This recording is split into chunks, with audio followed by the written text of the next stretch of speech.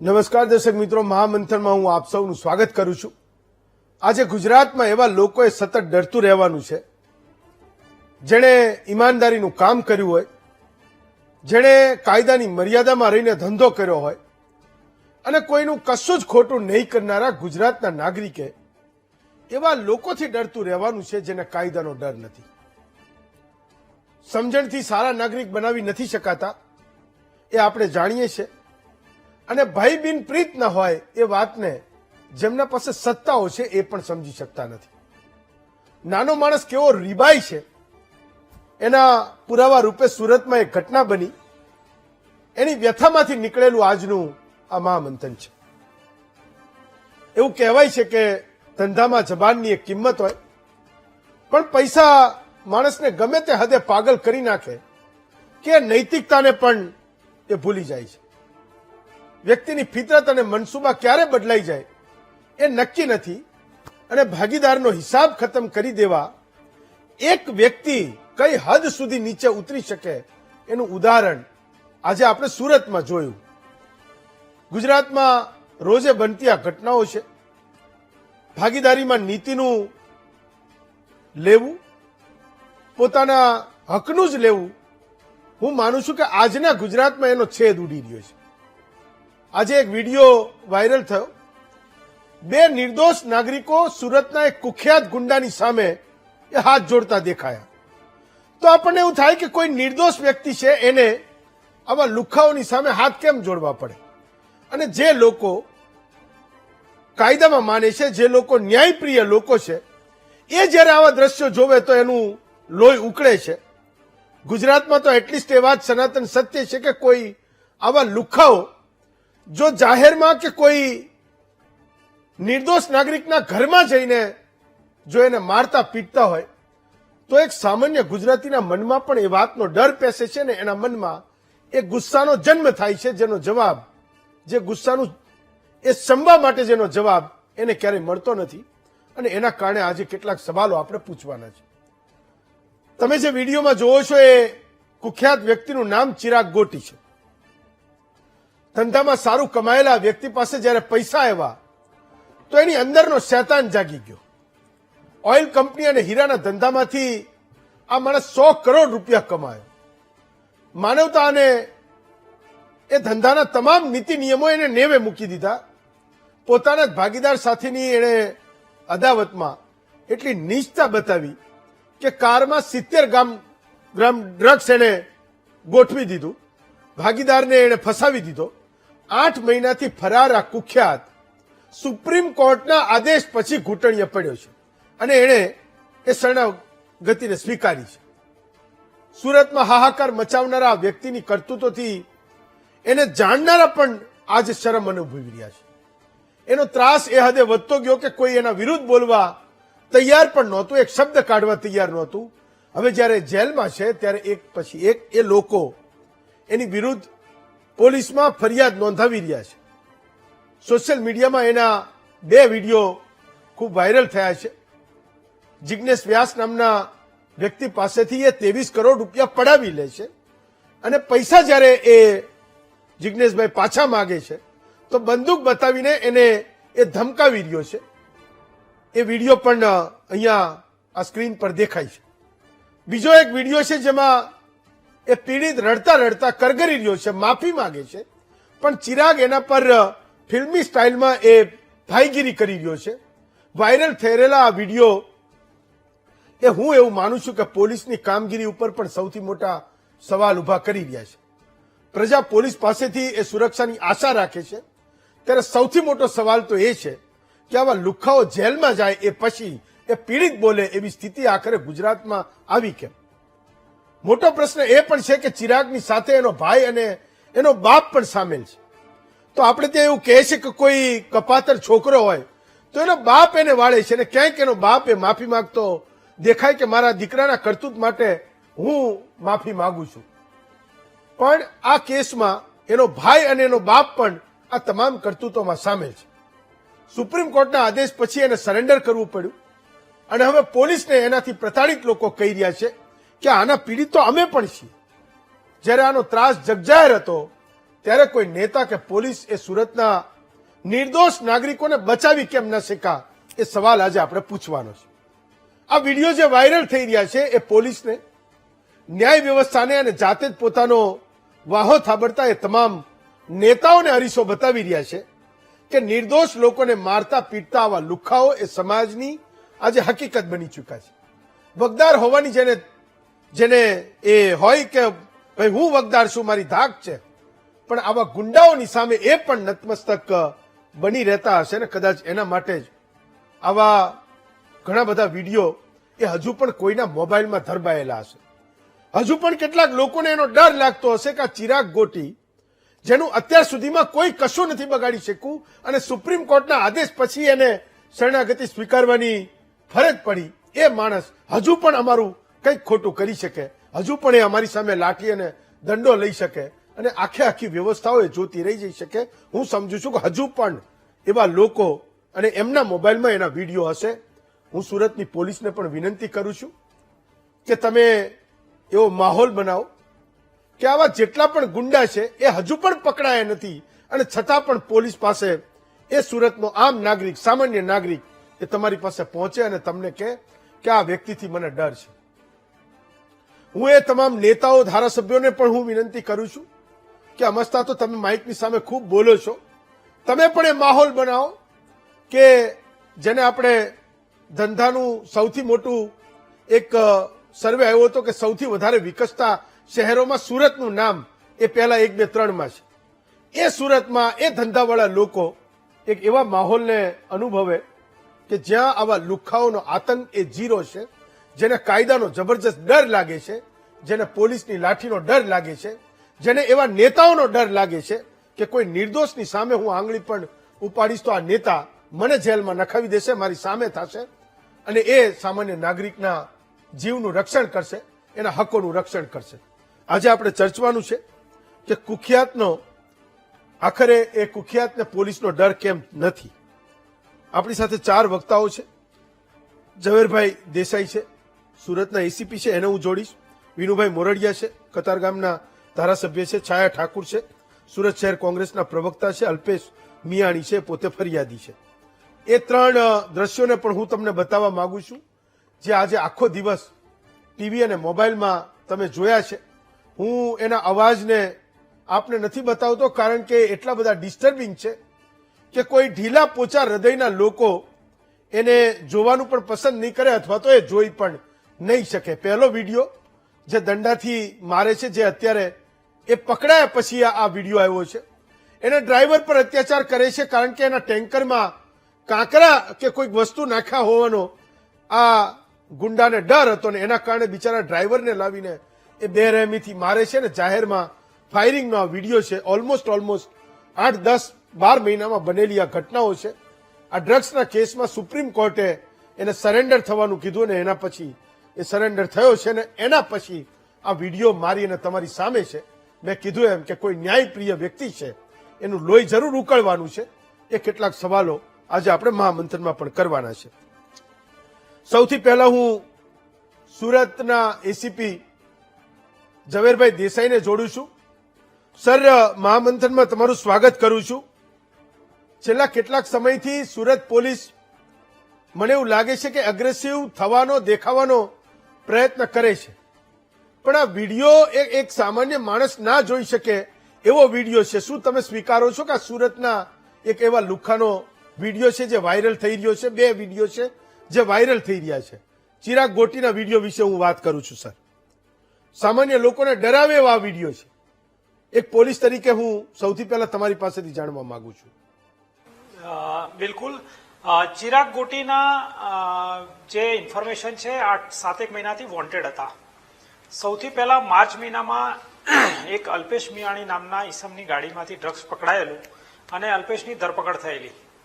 ત્યારબાદ વધારે ઊંડાણમાં ઇન્વેસ્ટિગેશન કરતા આ ડ્રગ્સ અલ્પેશ નહીં પણ તેના ભાગીદાર અને આ કેસની બાતમી આપનાર ચિરાગ ગોટી હતા એવું ફલિત થયેલ અને જેના આધારે એમના નાનાભાઈની ધરપકડ કરવામાં આવેલી અને નાનાભાઈના જામીન અરજી લેવલે લોકો સુપ્રીમમાં ગયા, નીચલી કોર્ટથી લઈ સુપ્રીમ સુધી ગયા અને સુપ્રીમે કેસનું મેરિટ જોતા એમના ભાઈના જામીન તો ન આપ્યા, પણ ચિરાગભાઈને રજૂ થવાનું, સરેન્ડર કરવાનો હુકમ કર્યો, જેના ભાગરૂપે ચિરાગભાઈએ પરમ દિવસે કોર્ટમાં સરેન્ડર કર્યું અને કોર્ટમાં સરેન્ડર કર્યા પછી એમની ધરપકડ થઈ. મીડિયાના માધ્યમથી ઘણા બધા લોકોને ખબર પડી, એટલે ઘણા બધા લોકોના એનાથી ડરતા હતા કે જે એક પ્રકારનું નાનું મોટું તેણે પોતાનો વ્યક્તિગત રીતે ભય ઉભો કરેલો હતો એ દૂર થઈ ગયો અને બધાને ખબર પડી કે ભાઈ ચિરાગ પોલીસ કસ્ટડીમાં છે, જેથી કેટલાક માણસોએ સ્વયં પોલીસ આગળ આવીને રજૂઆત કરી અને પોલીસે એની ગંભીરતા લઈ એમની કાયદેસરની કાર્યવાહી ચાલુ કરી. દેસાઈ સાહેબ, હું તો આ તમામ માહિતીઓ હવે તો લોકોની પાસે છે.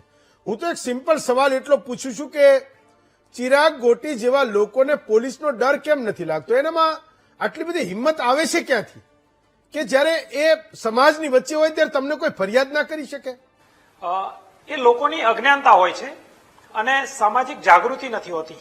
ફળિયામાં રહેનાર માણસને હંમેશા એવું હોય કે આજ મારી દુનિયા છે અને આજ મારું વિશ્વ છે, પરંતુ જયારે એ બહાર નીકળે ત્યારે એને ખબર પડે કે દુનિયા કેટલી વિશાળ છે અને કોઈ પણ વસ્તુ બહુ લાંબો સમય સુધી ખોટી દબાયેલી રહેતી નથી. એ આજ નહીં તો કાલ, 2 દિવસ નહીં તો 4 દિવસ, 4 દિવસ નહીં તો 6 મહિને બહાર આવતી જ હોય છે. અને જેમ જેમ લોકોમાં જાગૃતિ આવતી જાય છે, પોલીસ પાસે આવે, અવેરનેસ જાણે, એમ લોકોને પણ વિશ્વાસ આવતો જાય છે. પણ આ બધી એમની એક પ્રકારની સંકુચિતતા અને અજ્ઞાનતા હોય છે કે અમને ક્યારેય કોઈ પકડી નહીં શકે, અમને ક્યારેય કોઈ ટ્રેસ નહીં કરી શકે, અમને ક્યારેય કોઈ કશું થશે નહીં, એવી એમની વ્યક્તિગત અજ્ઞાનતા હોય છે. જેના કારણે આ લોકો બહુ નીચલા લેવલે પોતાની એક પ્રકારની ઇમેજ ઉભી કરવા માટે, દાદા બનવા માટે, રોફ બનવા, જમાવવા માટે આવી બધી પ્રક્રિયાઓ કરીને પોતે જ સોશિયલ મીડિયામાં વિડીયો મૂકતા હોય છે, જેનાથી આજુબાજુના લોકો ડરતા હોય એવો માહોલ વ્યક્તિગત રીતે પ્રયત્ન કરતા હોય છે ઉભો કરવાનો, પરંતુ તે બહુ લાંબો સમય નથી ચાલતો. પણ દેસાઈ સાહેબ, તમને ખબર છે કે એનો કેટલા લોકો ભોગ બન્યા હશે? એ દાદા બનવા માટેની કોઈ પ્રોસેસ તો હશે ને? પેલા નાનેથી શરૂઆત કરીએ. હા, એમના 2 ફરિયાદીઓ જે અમને પર્સનલી અમે સાંભળ્યા છે, એમાં એક 2 વર્ષ જૂનો છે અને એક 3 વર્ષ જૂનો છે.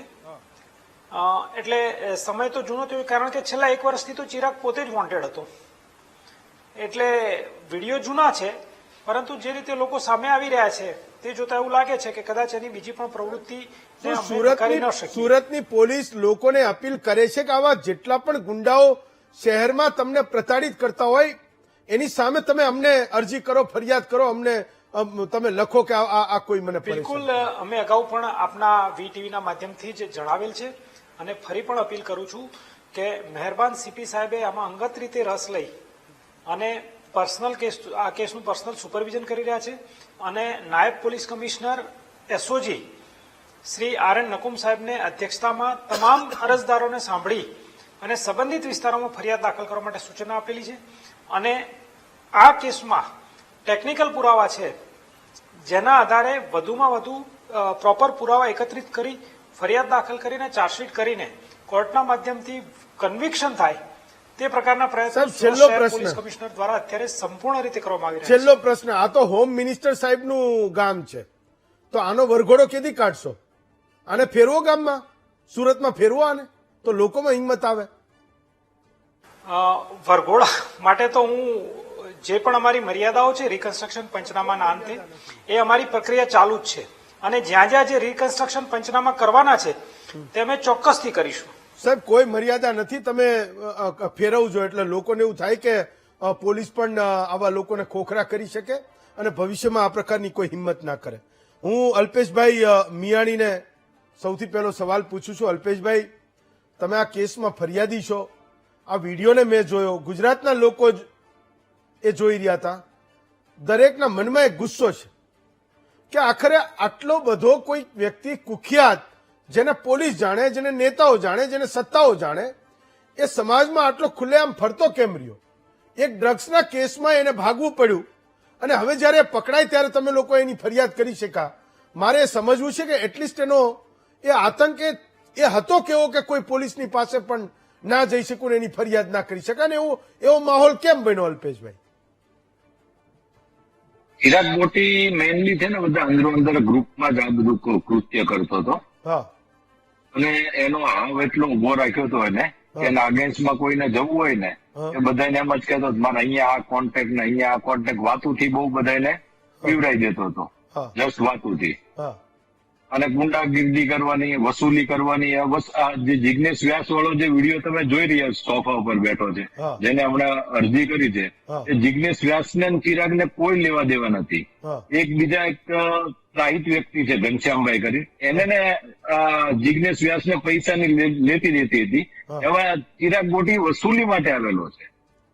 તો અલ્પેશભાઈ, ચિરાગ ગોટીને વસૂલીનું જ કામ સોંપ્યું છે. આ ચિરાગ ગોટી છે એ લોકો છે, ગુંડાગર્દી કરવી, વસૂલી કરવી, લોકોને ડરાવવા, બીવરાવવા, એનું કાર્ય એક જ છે. અને પોતે ક્રિમિનલ માનસિકતા ધરાવે છે. એની ઉપર 10 FIR થઈ ચૂકેલી છે આજની તારીખ. તો 10 FIR થઈ ત્યાં સુધી એનો કોઈ હિસાબ જ ના થયો. બધી FIR નાની મારામારીની, ધાક ધમકીની એવી બધી FIR થઈ છે. હા, એ આમ ચાલુ છે નામદાર કોર્ટમાં. તમે આ માણસના આતંકને કેટલા સમયથી જાણો છો કે એ આવી રીતે લોકોને મારતો પીટતો હશે, જે બધાની વચ્ચે જીવતો હશે, બધાની વચ્ચે રહેતો હશે, એનો બાપ અને એનો ભાઈ પણ એની જોડે હતો, તો આ કેટલા સમયથી એ સુરતમાં એનો આવો ત્રાસ હતો? આ છેલ્લા 3-4 વર્ષથી આવો ત્રાસ છે.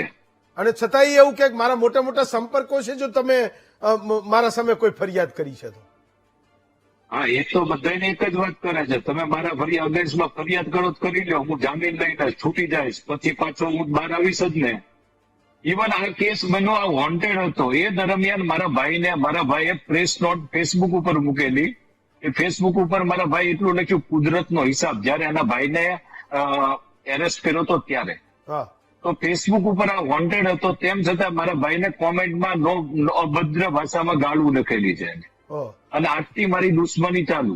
તો એ વખતે તારા પરિવારને કહી દે નાઈ લે, તો હું આખી જિંદગી જેલમાં રહીશ પણ છોડીશ નહીં. અલ્પેશભાઈ, મને એ સમજાવો હા. કે તમારા ભાઈની સામે જયારે એણે એ સોશિયલ મીડિયામાં કમેન્ટ કરી, એ સમયે તમે કહો છો કે હા. વોન્ટેડ હતો, તમે પોલીસને પણ કીધું હશે કે આ ભાઈ વોન્ટેડ છે, છતાંય સોશિયલ મીડિયામાં ક્યાંકથી તો એ કમેન્ટ કરી રહ્યો, જે તમને નથી દેખાતો, તમારાથી નથી પકડાતો, પણ કોઈ જગ્યાએથી હજુ પણ એની એ હિંમત છે કે એ ફરિયાદીને ડરાવી રહ્યો છે.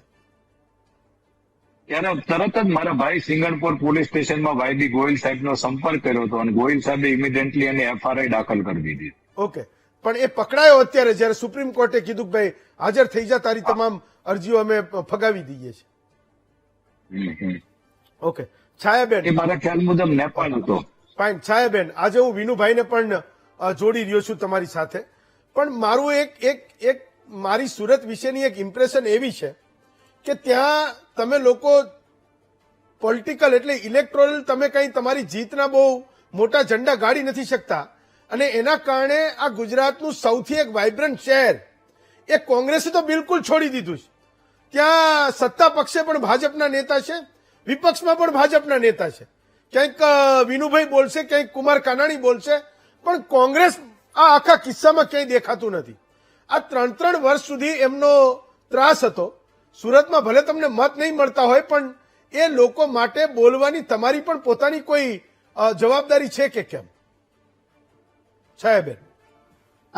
જી હેમંતભાઈ, જવાબદારીના ભાગરૂપે જ કોંગ્રેસનો એક કાર્યકર્તા હોય કે પછી ગુજરાતના તમામ નેતાગણને પણ હું કહીશ કે વિપક્ષનું કામ જ હોય છે કે એ જનતાનો, અને ખાસ કરીને જયારે એક મધ્યમ વર્ગીય જે જનતા છે, જે તંત્રની સામે બોલી નથી શકતી, આ જે સિસ્ટમની આખી જે એક સ્ટ્રેન્થ છે એની સામે નથી બોલી શકતી, ત્યારે જ નેતા બનવાનું થતું હોય છે, અને કાર્યકર્તા તરીકે પોતાની ફરજ પણ બજાવવાની થતી હોય છે. અને જનતાનો અવાજ બનીને અમે હંમેશા કાર્યરત રહ્યા છીએ. સુરતની અંદર પણ કોંગ્રેસ જ્યારે પણ આવા ગુનાહિત કૃત્યો થયા છે કે કોઈ પણ પ્રકારનો કોઈ અન્ય અત્યાચાર થયા છે, બળાત્કાર લઈ લો કે અત્યારે બહુ જ ચાલે છે કે દારૂબંધીની સામે બેફામ બુટલેગરો, પછી રોજ જ આપણે જોઈએ છે, આ એક દિવસ લગભગ છોડીને થતું હશે કે સુરત એરપોર્ટ ઉપરથી આટલા કિલો ગાંજો કે આટલા કિલો ડ્રગ્સ કે MD ડ્રગ્સ અને વગેરે વગેરે આપણે જે કંઈ પણ જોઈએ છે. અને પછી બીજા ત્રીજા દિવસે જયારે સોશિયલ મીડિયાની અંદર આ બધું વાયરલ થતું હોય છે, ત્યારે ક્યાંક ને ક્યાંક ભાજપના જ ચૂંટાયેલી પાંખ હોય કે એમના નેતા હોય, ધારાસભ્ય હોય કે પછી એમના પદાધિકારીઓ હોય, એની સાથે આ તમામ ગુનેગારોના ફોટા તમે પણ જોયા હશે, અમે પણ જોઈએ છે. તો ક્યાંક ને ક્યાંક ભાજપ જ આ ગુનાહિત પ્રવૃત્તિઓ કરનારા ગુનેગારોનું સુરક્ષા કવચ બનીને આજે બેઠું છે. ત્યારે ગુજરાતની હાલત હું કહીશ, અને ખાસ કરીને સુરતી તરીકે હું કહીશ કે અહીંયા એટલું બધું દૂષણ વધી ગયું છે, એટલા બધા ગુનાઓ વધી ગયા છે. હર એક બીજે ત્રીજે દિવસે લિંબાયત લઈ લો, ઉધના લઈ લો, પાંડેસરા લઈ લો, આવા જે વિસ્તારો છે, વરાછા લઈ લો કે પછી અન્ય વિસ્તારોમાંથી પણ હત્યાના બનાવો બનતા હોય છે. કેટલી બધી ગેરરીતિઓ થતી હોય છે, કેટલા બુટલેગરો બેફામ છે અને ડરાવી ધમકાવીને સામાન્ય પ્રજાને પણ રાખવામાં આવે છે. થોડા સમય પહેલા પણ એક વિડીયો આવેલો હતો કે એક ભાઈના ઘરની બહાર જ એ લોકોની સોસાયટીમાં બુટલેગરોનો ત્રાસ હતો અને ભાઈએ બહાર જઈને કીધું કે ભાઈ સોસાયટીની બહાર જઈને તમે કરો, ત્યારે એના ઘર ઉપર છૂટા પથ્થર મારવા અને એના ઘરના કાચ તોડી નાખવામાં આવેલા અને મારવાની ધમકી સુદ્ધા આપી દેવામાં આવેલી હતી.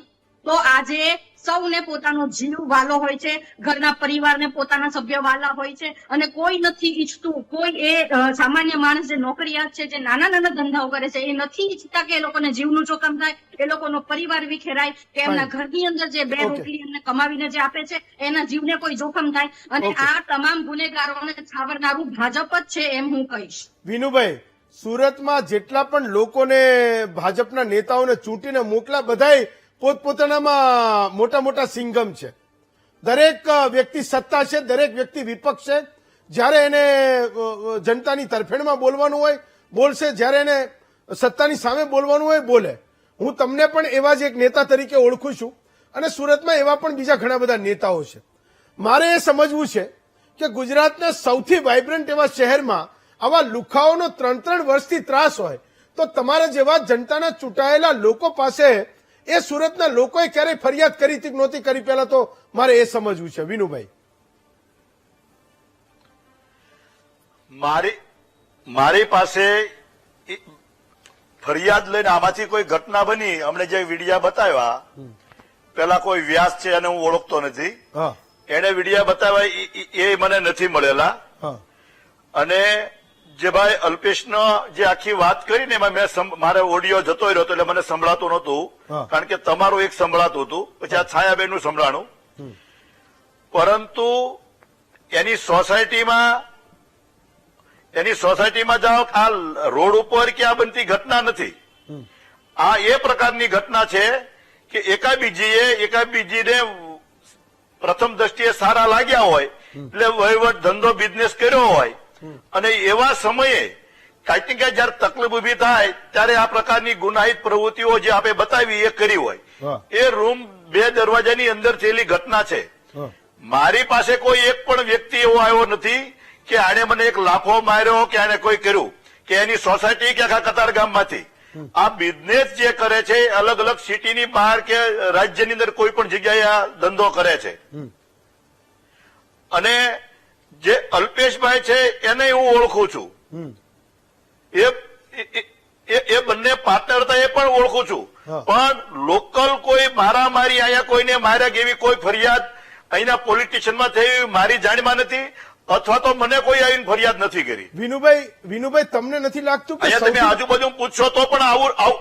વિનુભાઈ, તમને નથી લાગતું કે સૌથી મોટો સવાલ જ આ છે કે કોઈ એક વ્યક્તિ 3-3 વર્ષથી જબરજસ્ત ત્રાસ ફેલાવે અને એની તમારા જેવા નેતા સુધી પહોંચવાની પણ હિંમત ના થાય, એ વાતાવરણ આપણે નથી બનાવી શક્યા? તમને નથી લાગતું એ? નહીં, સામાન્ય માણસ આવી શકે છે પણ પૈસાના બિઝનેસના જે હોય, આ 1 વર્ષથી તો લગભગ કેવું ને 8-10 મહિનેથી આ ફરાર છે, બરોબર છે. આગળના 2 વર્ષમાં અમારે આયા કોઈ કતારગામની અંદર કોઈ મારામારી થઈ કે કાંઈ કોઈ ઘટના બની, કતારગામનો એક પણ પ્રજા નહીં કે. એટલે એવું નથી કે આ રોડ ઉપર બનેલી જે અમુક લોકો જે કે ને કે આ પ્રકારનું જે બંધ બારણે થતું હોય એમાં ખબર નહીં પડે. અને કાંઈક ને કાંઈક કોઈ પણ 1 કે 2 વ્યક્તિ મને ધંધામાં વાંધો પડેલો છે એવા 2 વ્યક્તિ મારી પાસે આવેલા છે કે ભાઈ આને ધંધામાં કે કઈક કતારગામની બહાર એટલે આખો સમજી લો જિલ્લો સુરત છોડી નહીં કઈક થયેલું એવા મને સમાચાર ખાલી મળેલા છે, પણ એક પણ મદદ માટે મારી પાસે આજ સુધીમાં કોઈ આવ્યું નથી, અથવા તો મારી જાણમાં નથી, અથવા તો અમારા વિસ્તારમાં એની સોસાયટીમાં કયો તો ક્યાંય કોઈ પણ પ્રકારની ક્યાંય કોઈ રંજાડ નથી. જે આ ઘટનાઓ બની છે એ કાંઈક ને કાંઈક જેની હારે બિઝનેસ ત્યાં બની છે, ખરાબ બની છે, પરંતુ જે લોકો બિઝનેસમાં કાંઈક લેતી દેતીમાં જોડાણા ત્યાં પૂરતી છે, અહીંયા લોકલ લેવલે નથી. તમે એવું કહો છો કે તમે અલ્પેશભાઈને જાણો છો, અલ્પેશભાઈ પોતે ફરિયાદી છે આ કેસમાં, એ માણસની ગુંડાઈને સહન કરી ચૂક્યો છે. જો હા. તમે એને ઓળખો છો, એ તમને ઓળખે છે, તો નેતા તરીકે એ તમારી પાસે મદદ માંગવા કેમ ન આવ્યા? હું એને પણ પૂછું છું, પણ તમને શું કારણ લાગે છે? બોલો. નહીં, પહેલા તો પ્રથમ તો એના ઉપર આરોપ હતો. હા પોલીસે પોલીસનું કામ કર્યું, એણે ફરિયાદ આપી, એના આધાર પર પોલીસે કામ કર્યું. એને મારી જરૂરત ન પડી હોય, પોલીસ એની રીતે બરાબર કામ કરતી હશે એટલે એને મારી જરૂર ન પડી હોય, અથવા તો કોઈ એને એમ લાગતું હોય કે મારું થઈ જશે, હા. પરંતુ મારી પાસે કોઈ આવ્યું હોય અને મેં કોઈને સપોર્ટ ન કર્યો એવું નથી. કારણ કે આ તપાસનો વિષય તો ડ્રગ્સ અલ્પેશભાઈની ગાડીમાંથી પકડાયું હતું. આ વાત પેપરમાં માધ્યમથી અમને ખબર પડી, અલ્પેશભાઈના કે ચિરાગભાઈના સંબંધીઓ મારફત પણ મને ખબર પડી. સાચું કોણ છે એ મારી જાણમાં ઠેઠ સુધી નહોતો એવું. પોલીસની ઇન્કવાયરી પ્રમાણે જે પ્રકારે આ ઘટના બહાર આવતી ગઈ અને એ પ્રકારે આ ઘટના બનતી ગઈ છે અને લાઈન સીધી રીતે કેસ ચાલ્યો જતો હતો, જે બહાર આવતું ગયું તે પ્રકારે હમણે કીધું ને, લગભગ સૌથી પહેલા તમે કાંઈ વાત કરી, એનો અલ્પેશભાઈનો મને ફોન સંભળાણો નહીં, એનો માઇક્રો, પરંતુ કીધું ને કે ભાઈ પોલીસે કામગીરી કરી છે, તો એ પ્રકારે કોઈને મારી જરૂર ન પડી. એની પહેલાના જે ઘટના બતાવી છે એમાં કોઈને કતારગામમાં કોઈને ખબર નહીં હોય. આ રોડ ઉપર બનતી કે લાફાલાફી મારતી એવી ઘટના નથી હેમંતભાઈ. હા. એટલે અહીંયા કોઈ એની છાપ પણ એવી નથી કતારગામની અંદર ઓકે. કે આ કોઈ માથાભારે કે આવો કોઈ ડેન્જર માણસ છે. આ બહાર ધંધો કરતા હોય એમાં જે વાંધો પડતો હોય એમાં એને આ કરેલી જે કોઈ ઘટનાઓ છે એ ત્યાંની છે. મને આજે ખબર પડી જી. સવારે આપના ટીવીના પત્રકારના માધ્યમ દ્વારા કે આજે આવી રીતે ચિરાગ પકડાયેલો છે. સુપ્રીમમાં કેસ ચાલતો હશે અને એ પ્રકારે આ ઘટના બની, મેં જાણ્યું. આટલી વાત છે આમાં. બાકી કોઈ અસામાજિક તત્વો ખુલ્લા હોય તો અમે કહીએ છીએ, અને આજ સુધીમાં કોઈ પણ અસામાજિક તત્વોની અમારી પાસે આવ્યો એવો એક ઘટના તમને નહીં બને.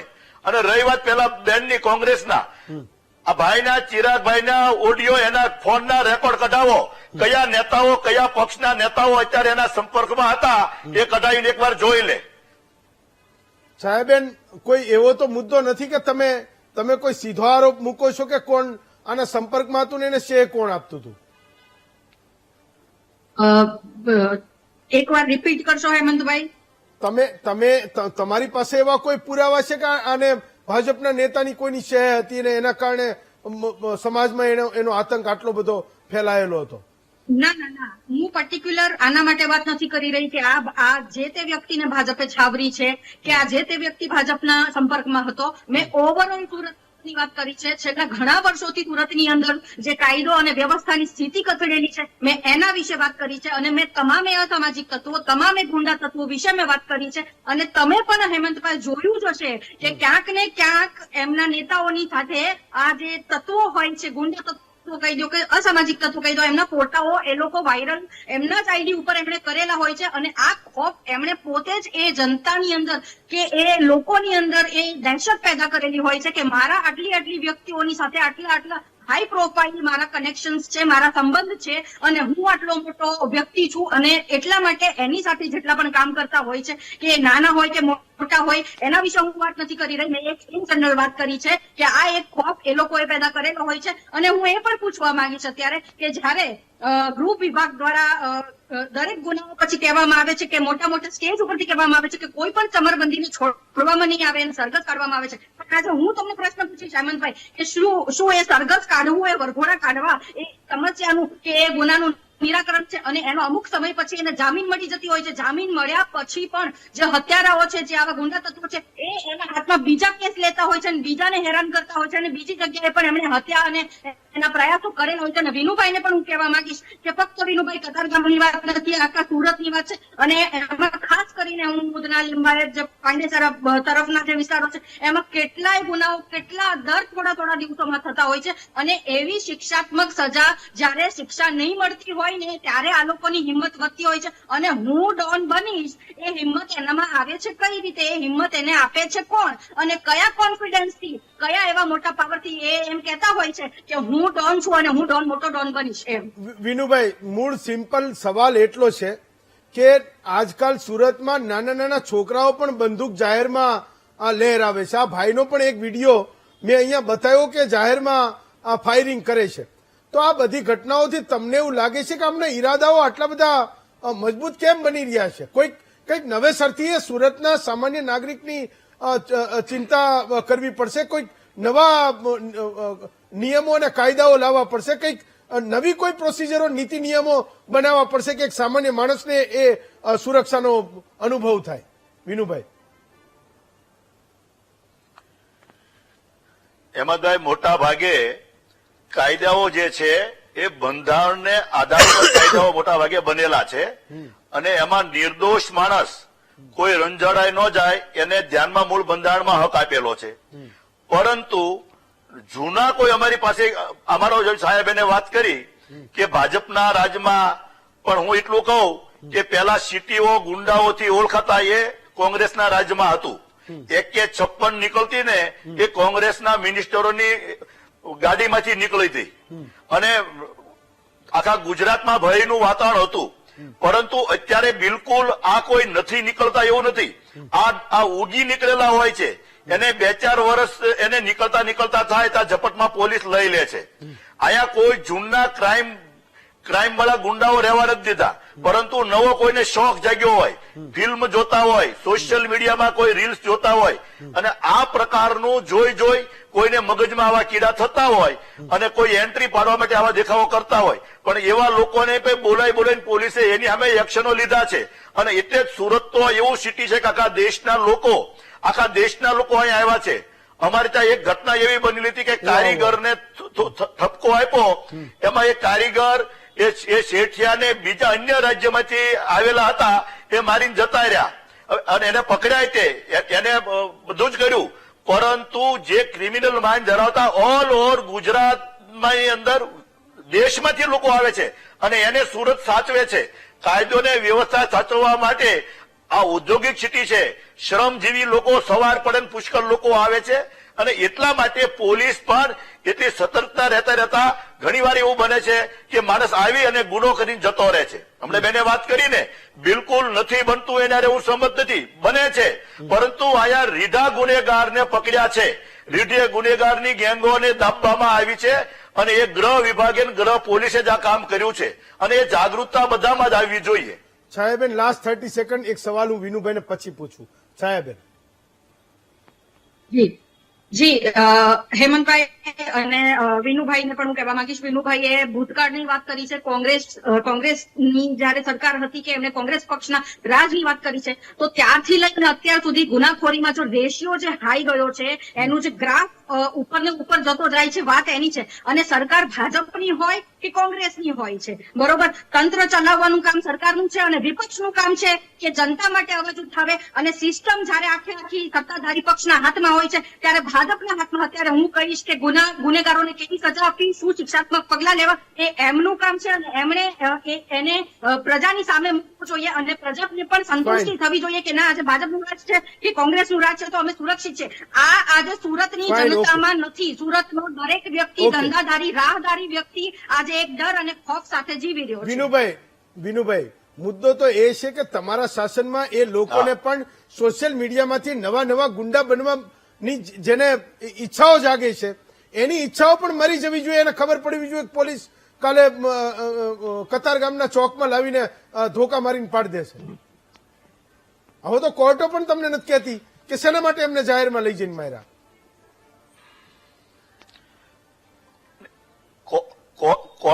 કોર્ટ તો કે, પરંતુ આવું કર્યું છે. અહીંયા જે ગેંગો હતી એને રીકન્સ્ટ્રક્શન કરવામાં આવ્યું છે અને જે રીઢા ગુનેગાર હશે એની અમે કાર્યવાહી. મેં જે કોંગ્રેસની વાત કરી, બેને જયારે ભાજપના લોકો આને છાવરે એટલે મેં વાત કરી. મારે એમાં પૂર્વ ભૂમિકામાં મારે નહોતું જવું, પણ એમને કીધું કે આ છાવરે છે, ભાજપનો એક પણ નેતા છાવરે નહીં, એટલા માટે મેં એમને વાત કરી છે. રહી વાત એને અવાજ ઉઠાવવાની, એ વાત બિલકુલ સાચી છે કે વિપક્ષે અવાજ ઉઠાવવો જોઈએ, પણ એને ઉઠાવ્યા પહેલા ભારતીય જનતા પાર્ટીની સરકારે આવા લોકોને ડામવાનું કામ કર્યું છે અને જે નવા અમુક તો લબર મૂછ્યા હોય એ આવા કૃત્ય કરવા જાય છે તો એને પકડ્યા છે. કોઈ પણ નેતાની હારે, અને એ વખતે તો ફરિયાદ લેતા નહોતા. જે ક્રાઇમ એરિયો બતાવે છે ને, તાલુકા લેવલ ઉપર પોલીસ સ્ટેશન જવાતું નહોતું. અમારો પોતાનો અનુભવ છે. આજે કોઈ પણ પોલીસ સ્ટેશન જઈને ફરિયાદ લખાવી શકે છે, ત્યારે ફરિયાદ જ નથી થતી. એમાં રેશિયો વધે ક્યાંથી? અત્યારે ફરિયાદ લેવાય છે એટલે રેશિયો વધે. જનતાને તમારી સત્તાઓ કરતા સુરક્ષામાં જાજો રસ છે, એને જીવવામાં જાજો રસ છે. તમે લોકો એ વાતાવરણ બનાવજો. પોલીસને પણ એક મર્યાદામાં રાખજો કે નાનામાં નાના માણસની ફરિયાદ લે અને નાનામાં નાનો માણસ એ પોલીસનું પગથિયું ચડતા, એ પોલીસ સ્ટેશનનું પગથિયું ચડતા ડરે નહીં. એને એ વિશ્વાસ હોવો જોઈએ કે હું જઈને ઉભો રહીશ, હું સાચો છું. સામેનો ખોટો માણસ એ તરત જ પોલીસ એને નશ્યત કરશે. એ વાતાવરણ પણ બનાવવાની જરૂર છે. વિનુભાઈ, તમે પણ એમાં એક ભાગીદાર બની શકો અને તમે પણ એમાં કંઈક મોટું કામ કરી શકો. તમારો વાહો થાબડવામાં હું પણ સૌથી પહેલો હોઈશ. અલ્પેશભાઈ, છાયાબેન, વિનુભાઈ અને ઝવેરભાઈ ચારેયનો ખૂબ ખૂબ આભાર માનું છું.